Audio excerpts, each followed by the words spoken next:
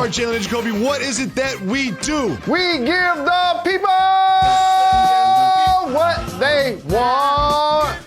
Jalen, we have so much to get to coming off this weekend in the NFL and in sports, and we start with the big game in the AFC. It was the Ravens hosting the Steelers, and the Steelers stayed undefeated, but it was Lamar Jackson who's under pressure during the game and after the game. What did you think about Lamar's performance?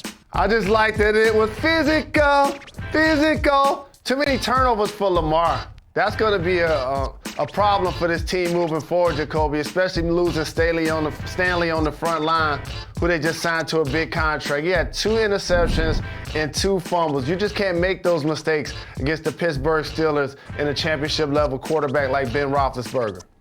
You absolutely can't. And one of the things about this game is the Ravens played better. It was those turnovers. Now, one of those fumbles was insignificant because it was 4th down. He was just kind of reaching for the sticks, never going to get there anyway, only cost him a couple yards. But one of the things about this team is Ben Roethlisberger didn't play well. He didn't do anything in the first half, played well in the second half. But when you have the defense that they have, you can create these turnovers because TJ Watt in specifically is in the backfield pressuring Lamar so many times. Let me get the numbers right. He had 5 QB hits, 1 sack, and 5 tackles. And we all know that Minkah Fitzpatrick play at the end of the game that sealed the game for the Steelers. It was the down before that when TJ Watt put his hand on Lamar's chest and disrupted that play. TJ Watt was an absolute beast. And when you have a defense that does this, you can win like this. Now, you mentioned Staley going down. Jalen, what do you think the implications are of that moving forward for the Ravens? I'm looking deeper in the box score, Jacoby, and as the Titans and the Ravens, both run-dominant teams,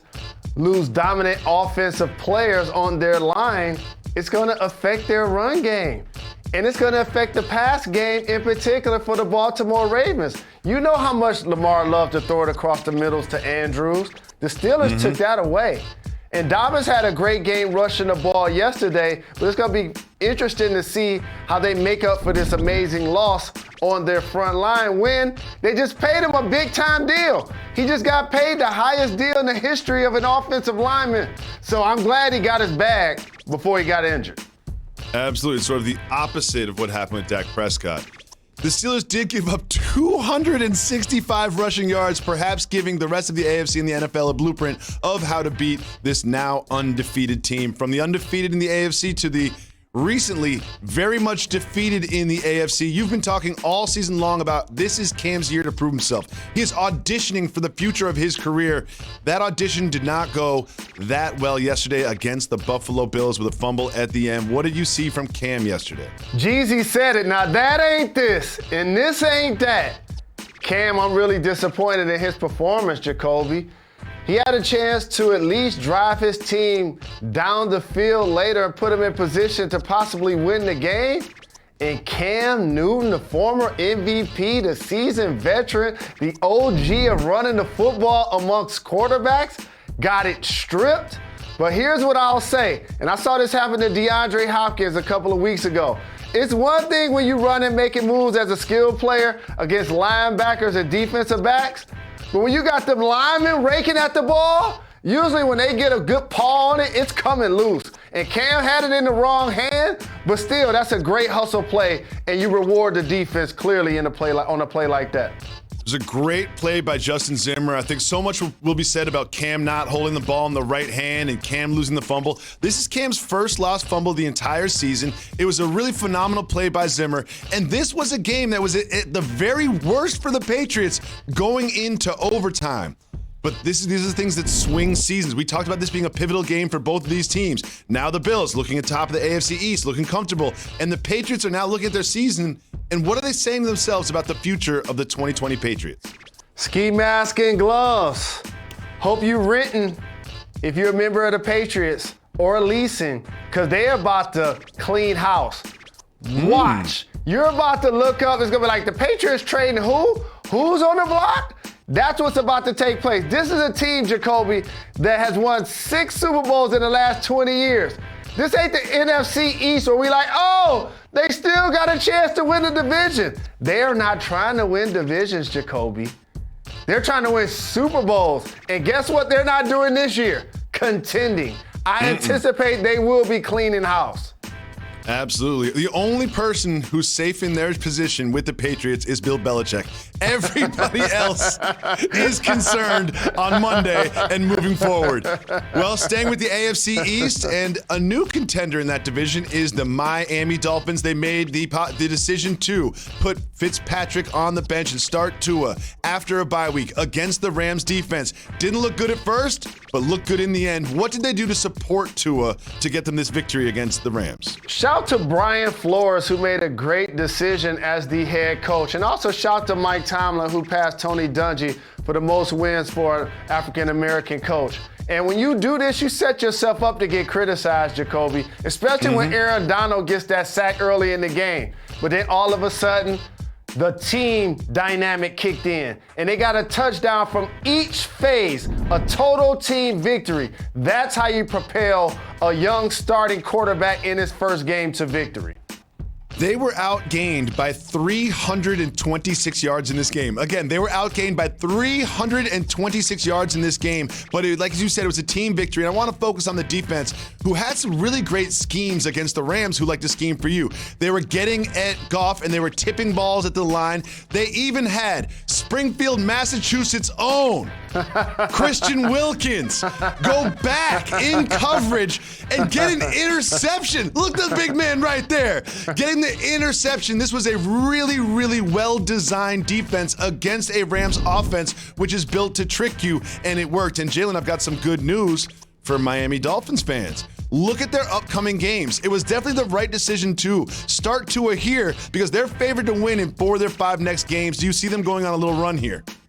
I hope so for Tua. You just got to keep that guy upright. And when you shouting out Springfield, you better shout out Travis Best. I played my McDonald's High School All-American game there in Springfield. It's great that the Dolphins are relevant. And again, when you have a quarterback under center that gives you promise in the year where you see rookie quarterbacks like Herbert and Burrow doing really well, it's time to give Tua that opportunity, and he did a great job leading them to victory in his first game. Jalen, I was going to make a joke about how you will never be in Springfield in the Hall of Fame, but you were recognized by the Hall of Fame just a couple years ago. So salute to you and all your efforts that actually got you in Springfield through the back door. Moving on to the Saints and Bears game. This one was frankly closer than it should have been, but ultimately it was Alvin Kamara who ran and caught and gained the Saints to the victory. What did you think about Kamara's big day? He just glides. And for you young football fans out there, this is shades of Gale Sayers. And of course, he's not doing it in the return game like Gale. But man, when he gets the football in his hands, don't it just look like he's smoother and faster than everyone else? Running between the tackles. He's a terrific receiver coming out of the backfield, and playing without Michael Thomas, playing without Emmanuel Sanders. Drew Brees can continue to use this guy as a dual threat and propel them to victory against a tough defense like the Chicago Bears. Kamara has 55 receptions through 7 games, which according to Elias is the most for a running back in the history of the NFL since the merger. Very impressive from him. One thing I do want to mention is that if you look at Nick Foles' stats, 28, completed passes, 272 yards, 2 touchdowns, 1 interception. They don't sound that bad, but when you watch Nick Foles, it looks that bad.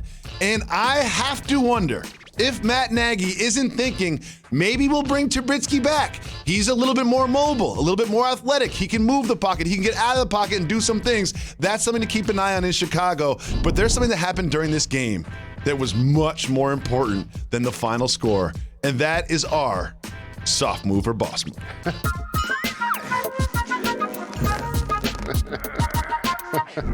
Jalen, this is a very special soft move or boss move because this is going to be a rapid fire soft move or boss move about the incident that happened between Wims and Gardner Johnson. Yes. Now, we all know what we're talking about by now. You've all seen it on social, so this is the first thing I want to mention is before you see this, it's actually Gardner Johnson who rips out the mouthpiece of Wims. Soft move or boss move, ripping out your opponent's mouthpiece. I think it's a boss move to rip out your opponent's mouthpiece because I don't mind disdain for the opponent. Okay, secondly, then it's Wims retaliating by ripping out the mouthpiece of Gardner Johnson and then punching him, retaliating by ripping out the mouthpiece as retaliation, sophomore boss move. It's a boss move, and Wims is a big dude, so when you pick that battle, you better be ready to go all the way there. Then we have Wims punching a man with a helmet on in the head. Soft move or boss move? Now that's a soft move. That's how you break your hand, fracture your wrist, or do something that's going to affect your livelihood, especially as a receiver. Now, to me, this was the most curious element of the whole thing. Gardner Johnson being completely stoic and unresponsive after being repeatedly punched in the head by his opponent on a football field. Soft move or boss move? That's a boss move, because he was trying to get him ejected at that point. It's like you saw him throw the punch. You saw me not retaliate, so he should actually be the person that gets ejected, not me. And then finally, Janoris Jenkins leapfrogging on the top of everybody at the end. Soft move or boss move? Now, it's a boss move to help out your teammate, but it's soft because he can't get that big dude down. Look, he tried to tackle Wims. Look, he can't get him down, Jacoby. I tried to tell you, Wims was a big dude. he looks like my 7-year-old trying to get a piggyback from me. Well, to everybody, while we do not condone violence in sports or anywhere, we do enjoy to talk about it from time to time. Now, Jalen, we've really celebrated this weekend in sports, but you need help. You need an intervention, Jalen. It is now intervention time. Jalen, Michigan, you said was going to wax Michigan State. That was not the case. The Lions, at 3-3, had you feeling good. That was not the case. You need an intervention. You're in abusive relationships with these two teams. You're in an emotionally abusive relationship with both of these teams, and I encourage you to take on the die easy lifestyle. I know how this affects you deeply. Please stop rooting for these two teams. Look, man, look. I mean, it's crazy out here. So here's the thing, Jacob. The Lions were like 1-9 against teams with winning records when we go into the game. Our last 10 times we play them. Mm-hmm. And this loss to Michigan State, fam, was the worst loss for me since Harbaugh became our head coach. It was the first time I went to the locker room with my team in the maize and blue and cried, because Michigan State just lost to Rutgers. They're a crosstown rival.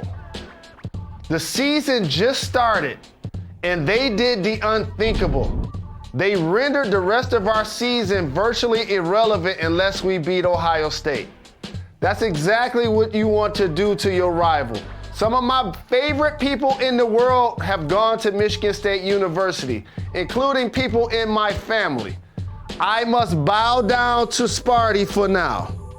Basketball season is coming, and you guys know how much I love Tom Izzo, but I was very disappointed in the loss by my Michigan Wolverines against the Michigan State Spartans. Very disappointed, Jacoby. Well, Jalen, just imagine how you're going to feel when they get waxed by the Buckeyes. Jalen, we have Russell Wilson dominating again, linking up with Metcalf. We have the Cowboys once again looking terrible, and so much more. We'll discuss it all. Stay tuned. You're watching Jalen and Jacoby.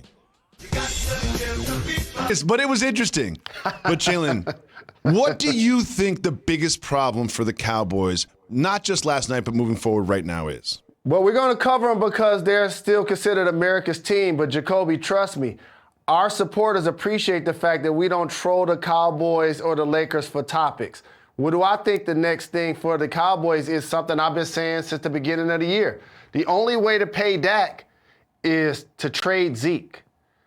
When you look at how this team has now formed itself offensively, you would love to get from under Amari and or Zeke's contracts. The problem is they're going to be really tough to do. That's the only way you could do a makeover offensively. Lawrence has actually been good defensively and still ranks as one of the top at what he does. So if you're going to change your offensive dynamic with a high-paid offensive line, plus take care of Dak, you're going to have to figure something to do with Amari and or Zeke. Has Zeke had 100 yards this year? Has Zeke had 100 yards this year? Not only that, Jalen, is you would think with Ben DiNucci starting the game that Zeke would get more than 19 attempts. Since week 2, he has not had 20 attempts from the line of scrimmage. A lot of it going to Pollard. But if you have Zeke and you're paying him that, you should probably hand him the ball, especially when your quarterback was a star at James Madison University. Shout out to him with the sidearm, though. He's like Dan Quisenberry out there. DiNucci was just like doing it out there. Well, moving on to a game that featured two good teams, not like the one we were just discussing. We have the 49ers and the Seahawks. The Seahawks making light work of the 49ers and Russell Wilson. 4 touchdowns, doing it so easily. What do you think of Russell and DK Metcalf's connection? First and foremost, the 49ers have dealt with massive injuries. Anytime Bosa gets injured, that's like a team losing a franchise quarterback. But I will say this, with him and Sherman being out, that team clearly has suffered a Super Bowl hangover. And the Seahawks were there and ready to pounce. DK Metcalf catching everything thrown his way. 2 TD passes. Russell Wilson, more TD passes at this point of the season than any quarterback in the history of the game. They look ferocious. Adams and Wagner, 2 of the best at either level in the league. They have pass rushing. They have coaching. I can't wait to see this team, the Buccaneers, the Saints, potentially if healthy. I feel those are the squads that are jockeying to see who's going to come out of the NFC. Well, I'm glad you mentioned the Buccaneers because Tom Brady of the Buccaneers actually has had one more touchdown pass through 7 games than Russell Wilson, but that is how close Russell Wilson is to the elite status. You know, you're not the only one that does research. Not the only one that does research for this, Jalen Rose. And one thing I want to look at, because I'm a media guy and I like to overreact to things, and are we sure that Jimmy G is the future of the 49ers at quarterback? Now, granted, he went out and he was injured. He's been dealing with an ankle sprain, but he was 11 for 16 with 84 yards through 3 quarters. All of a sudden, Nick Mullins comes in. Now, I know he's playing against a prevent defense and it was kind of garbage time or whatever, but Nick Mullins comes in and, I don't know, he just went 18 for 25 for 238 yards and 2 touchdowns. And when you look at a salary cap sport, at the difference in performance and the difference in salary, you have to wonder if Jimmy G is long for San Francisco. Jalen, staying with the top teams in the NFC, we have to discuss what's happening in your Lions division. It is the Vikings coming into the game against the Packers with 1 win. This is going to be a blowout, right? The Packers are going to blow them out, right? Well, Dalvin Cook had something to say about that. What do you think about Cook cooking? I just want to make sure I always acknowledge bad losses. And I think the Titans, the Rams, and the Packers each had bad losses based on the teams they were facing and how they looked going into the weekend. Shout to Dalvin Cook, who scored 1, 2, 3, 4 touchdowns, the most in a game since, Bobby Moore, Ahmad Rashad, the guy that's a trailblazer in multimedia, the former football player who also covered the NBA forever and knocked down barriers for people that look like me to talk about multiple sports on television. This is why you come to Jalen Jacoby. Last week we gave you Ed Reed and Troy Polamalu. This week we're giving you the vintage footage. We're giving you the Gale Sayers. We give the people what they want. Shout to the OG Ahmad. We've discussed the undefeated Steelers. We've discussed Lamar Jackson. We've already given Russell Wilson the MVP. But quietly, a gentleman by the name of, wait, I have a question. Where are my homies? Where are my homies? Patrick Mahomes, he just came out and threw 5 passing touchdowns. No big deal. Spreading the ball around to everybody. He carried Tyreek Hill on his back literally during this game. Is Mahomes playing his way back into the MVP conversation? Eric B for president. All I know is this. There better be teams lining up to take Bieniemy away from the Kansas City Chiefs so that the Chiefs have to give him a blank check to stay. Because they having way too much fun. It's Hardman. It's Robinson. It's Hill. It's Kelsey. It's Mahomes under center, spreading the football around, making it look easy. Oh, that's right. Who are they playing? Oh, the Jets. They'll Jets. do that to you as well. The Jets will do Yes. that to you. The Jets will make Ken DiNucci look like an all-pro quarterback. When we come back, we're going to show you a knockout that you will not believe, something you haven't seen since the days of Tyson. Stay tuned to see that. You're watching Jalen and Jacoby.